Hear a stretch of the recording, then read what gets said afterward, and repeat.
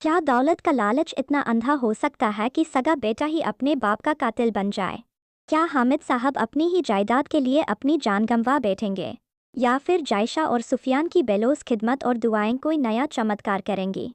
आने वाली किस्त में कहानी एक ऐसे भयानक और खौफनाक मोड़ पर खड़े होने वाली है जहां हर एक मंजर आपके रोंगटे खड़े कर देगा। ड्रामे की कहानी अब उस मुकाम पर पहुंच चुकी है जहां हवाओं में भी खौफ और साजिशों की बू आ रही है। एक तरफ हामिद साहब हैं जो इस वक्त बिस्तर पर बेब्स और लाचार पड़े हैं। ना शरीर में चलने की ताकत बची है, ना जबान से अल्फाज निकल पा रहे हैं।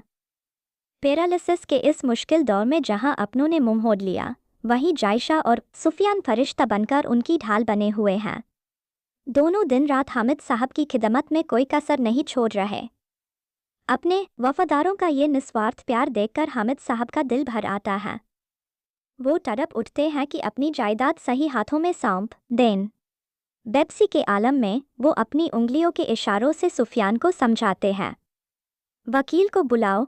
जैसे ही घर में वकील कदम रखता है, शेरी और अरसलान के दिलों में खौफ और नफरत की आग भड़क उठती है। बंद कमरे के बाहर खड़े अरसलान के कान खड़े हो जाते हैं और शेरी के चेहरे का रंग उठ जाता है। शेरी जहर उगलते हुए अरसलान से कहती है, देख रहे हो, तुम्हारा बाप तुम्हें बेदखल करने जा रहा है।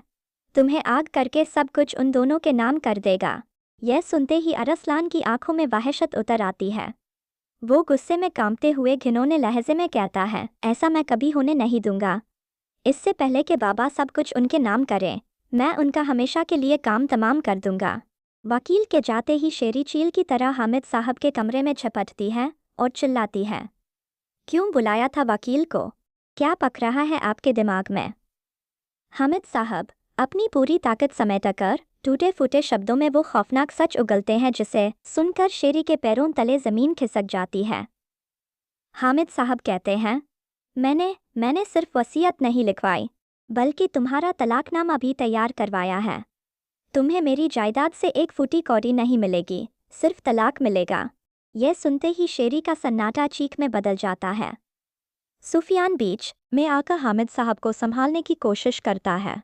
बाबा, ऐसा मत कीजिए, इस उम्र में तलाक अच्छा नहीं लगता, आप अम्मा को माफ़ कर दीजिए। लेकिन हामिद साहब अपना फैसला सुना चुके हैं। पर क्या शेरी और अरसलान इतनी आसानी से करोड़ों की दौलत अपने हाथों से फिसलने देंगे? हरगिज़ नहीं। रात की तारीकी गहराती है। पूरे घर पर सन्नाटा छा जाता है। हामिद साहब अपने कमरे में बेग पर मीठी नींद सो रहे हैं। तभी दरवाजे की कुंडी धीरे से सरकती है और कमरे में दाखिल होता है अरसलान, जिसके सिर पर शैतान सवार है और हाथ में मौत का सामान। शेरी का दिल एक पल को दहल जाता है।